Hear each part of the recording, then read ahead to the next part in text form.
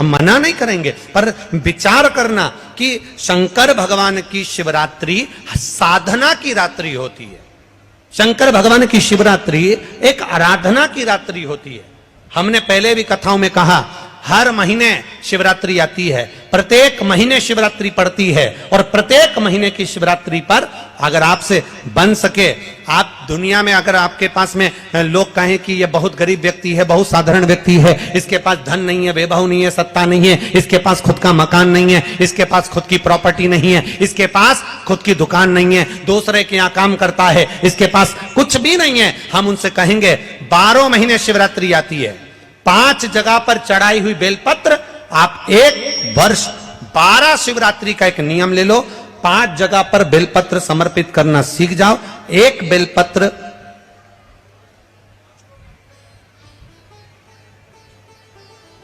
ये शिवलिंग, ये जलाधारी, बहुत ध्यान से देखना, ये चरण जहां से जल नीचे गिरता है, गणेश जी का स्थान, कार्तिकेय जी का स्थान, यह हस्तकमल माता पार्वती जी का हाथ हस्तकमल, शिवलिंग भगवान शंकर का स्थान। ऊपर से जो एक एक बूंद जल शिवलिंग के ऊपर गिर रहा है, शंकर भगवान की 5 बेटियां जया, विषहरा, शामरीबारी, दौतली, देव। बीच में जो एक मोटी सी लाइन है वो शंकर भगवान की छोटी लड़की, क्या नाम है? अशोक सुंदरी। ये पूरे शिवलिंग का वर्णन।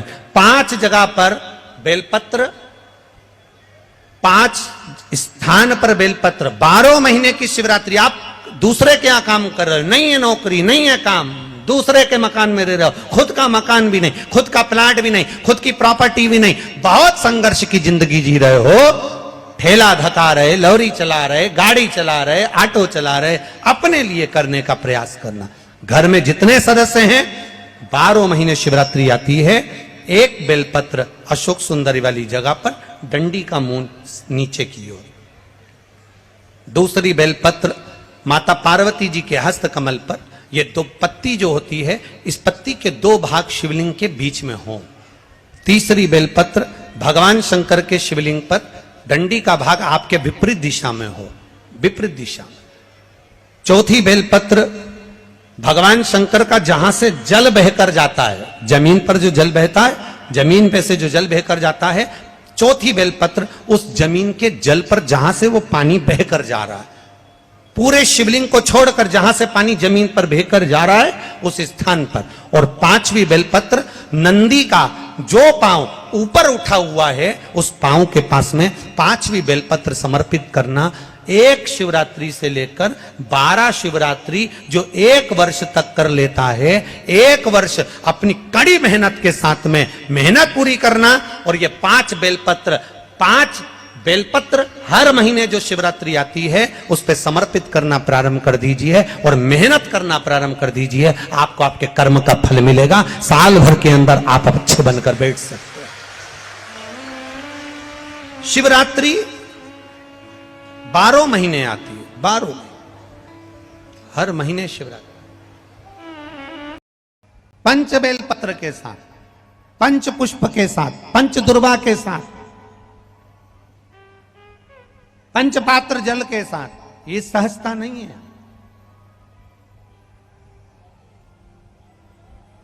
बहुत ध्यान दीजिएगा। बहुत जिन जिन बच्चों के विवाह में देरी हो रही हो, बेटा बेटी के विवाह में देरी हो रही हो, या सफेद आंकड़े की जड़ तुमरुका जी के नाम से बांधने के बाद भी गर्भ नहीं ठहर रहा, तो ये नंदीश्वर शिव महापुराण की कथा खगड़िया में जो चल रही है बिहार में, इसके आज शुरू के दिन की कथा का स्मरण करिएगा।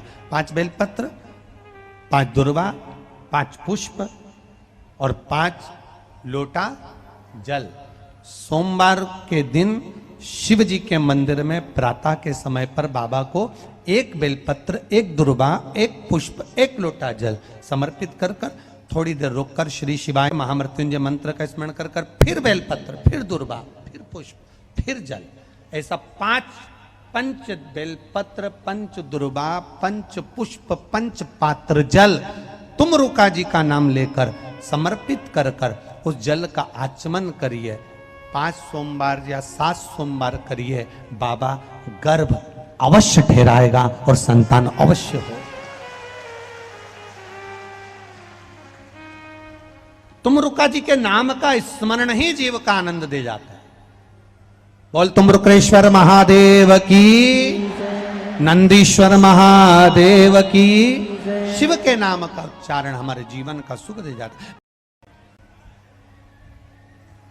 आपको एक बात कही थी कि जब बहुत ज्यादा टेंशन हो, बहुत तकलीफ हो, बहुत कष्ट हो, बहुत दुख के समय अगर बहुत टेंशन में अगर जीवन निकल रहा हो तो कहां बैठने का कहा था? नंदी के पास में। और क्या देखने का कहा था? शिवलिंग का दर्शन। क्यों कहा, किस लिए कहा? तो नंदीश्वर शिव महापुराण की कथा कहती है, नंदीश्वर शिव महापुराण की कथा वर्णन करती है, जब हम नंदी के पास बैठकर भगवान शिव को एकाग्र चित्त से मौन होकर देख रहे होते हैं,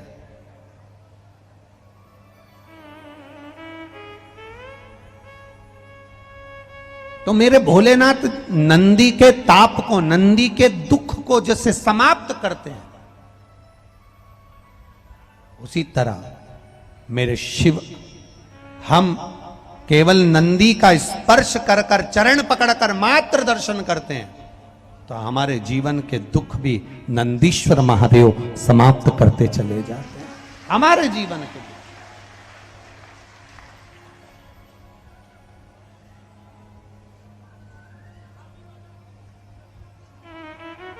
नंदीश्वर महादेव समाप्त। ये शिव तत्व है, ये शंकर एक है। शिव महापुराण में भगवान शिव की कथा कहती है।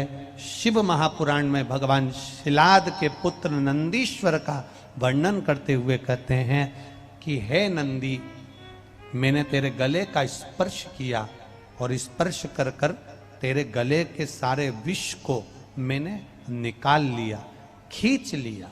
सुनो नंदी,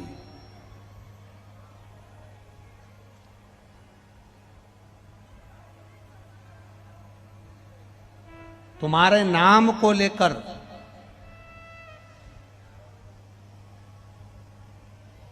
नंदीश्वर महादेव का स्मरण कर कर,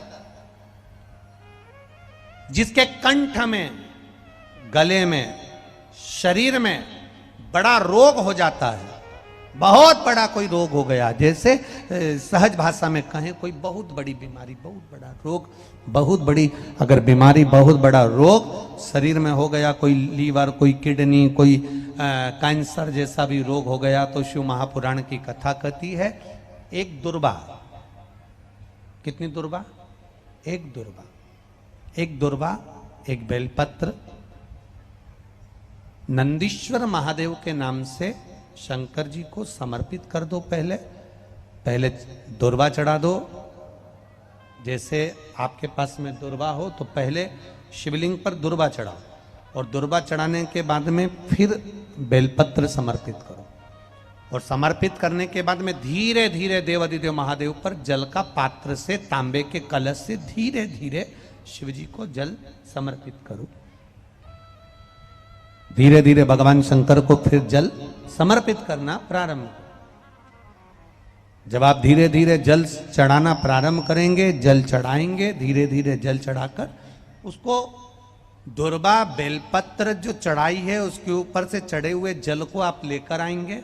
नंदीश्वर शिव जी का नाम लेकर, नंदीश्वर महादेव का नाम लेकर उस जल को किडनी, लीवर, कैंसर जैसे बड़े बड़े रोग जिसके शरीर में हो गए हों, उसको मात्र आधे से आधा चम्मच जल भी रोज प्रतिदिन दुर्वा बेलपत्र चढ़ाने के बाद जो चढ़ाया गया जल है उसको लाकर पिलाएंगे। धीरे धीरे बाबा नंदीश्वर का नाम लेकर चढ़ाएंगे तो आराम लगना प्रारंभ हो जाएगा। नंदीश्वर महा थोड़ा सुनता है बाबा, पर थोड़ा देरी हो सकती। एक पत्र आया है, देख